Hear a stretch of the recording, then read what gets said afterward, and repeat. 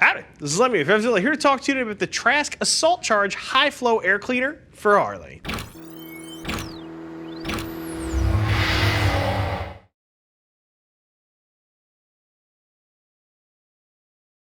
You should be checking out a Trask High Flow Assault Charge Air Cleaner for your bike if you're trying to increase your performance and you want to make your bike look just a little bit classier. Now these are currently being made for a pretty wide variety of Harley-Davidson products. Make sure you use our bike finder, throw your bike information in there. We'll show you the air cleaner that's going to fit your exact year, make, and model.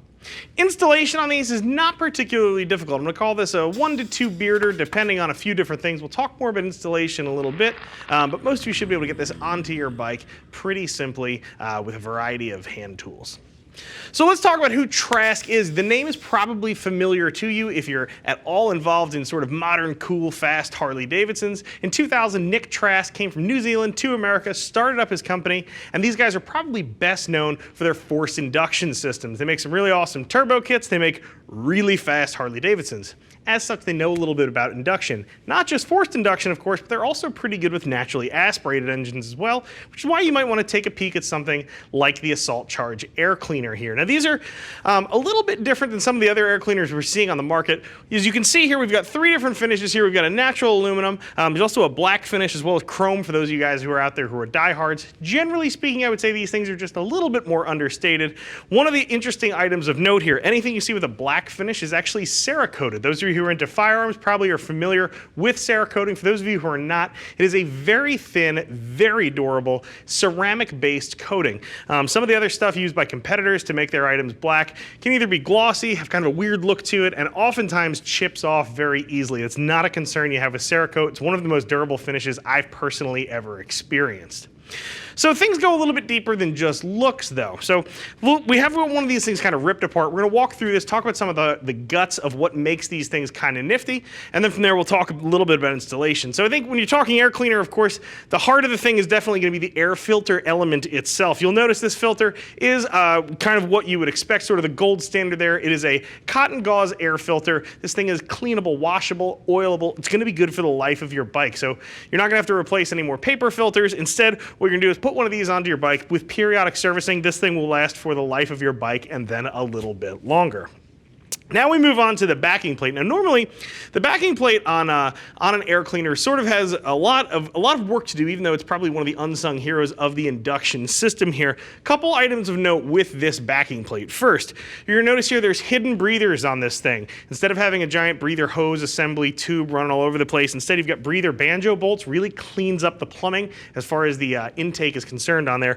Now one of the things you might notice too, something that's missing from here, is the radius plate that would actually sit into here. Now normally the radius is carved into the backing plate. You're going to see that on a variety of other air cleaners, competition stuff, and I think this is actually the thing that really sets the Trask piece apart, is you actually have a radius here that can be swapped out. So what Trask is doing is actually making swappable inserts here for those of you on throttle-by-wire bikes. And what that means is you can actually pop that thing out. So if you wind up getting to the point where you're doing some sort of crazy engine work, perhaps big bore kit, maybe you're doing head work, something like that, you may find the need to move to a larger throttle body assembly. Fortunately, Trask got you covered. They're making a larger insert, pops right in there. Really is kind of nifty too, the way they attach that, because I don't know about you guys, I get a little bit nervous when I have exposed hardware in my intake tract. What Trask has done on this thing is super cool. They actually attach it, it kind of snaps right in, and they use magnets to retain this to the backing plate itself. There's no concern of hardware coming loose and lunch in your motor. Really innovative design as far as I'm concerned. The fact that, again, you can swap out those sleeves in there, really kind of cool. It's going to allow this piece to grow with your bike as you make your bike just a little bit quicker. Now, for those of you who aren't super well educated on air cleaner technology, the radius on that thing is actually where a lot of the power comes from here.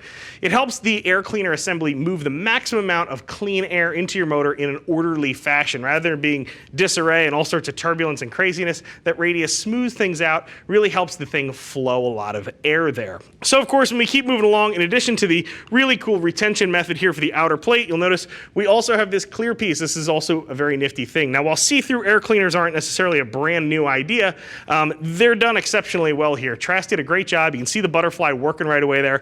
And that piece is made of genuine plexiglass. It's going to hold up, give you long life. It's going to generally look good on your bike for a pretty long time. Now, their latching system they use to hold that front cover on there, kind of an innovative piece there. It's actually a cross piece at the bottom, and the thing just bolts into place. Different, nifty, kind of cool without being overly complicated. It's understated, but it's also a little bit technologically complex, kind of like a lot of the things that Trask is actually doing.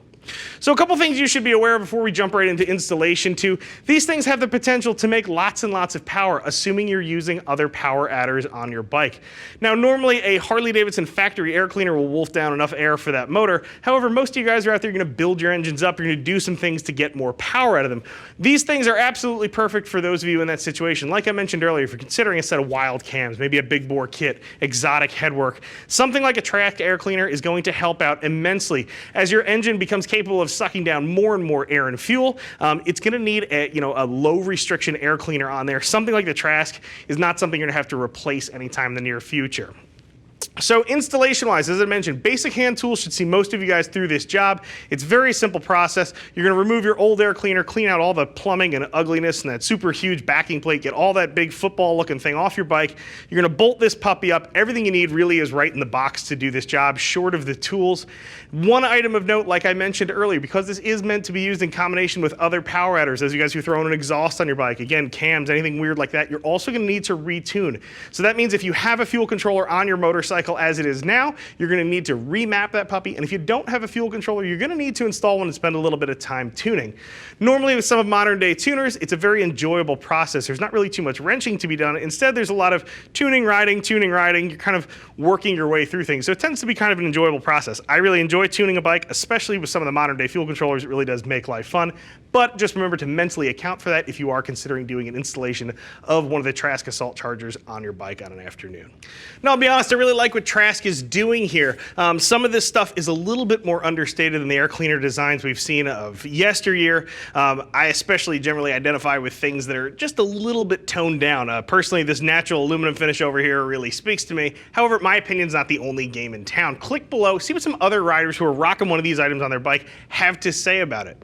If you've got a question in terms of fit or performance, don't be afraid to get in touch with one of our very friendly gear geeks. 877-792-9455 will get you somebody on the horn. Of course, you can always drop us an email as well. See us at RevZilla.com.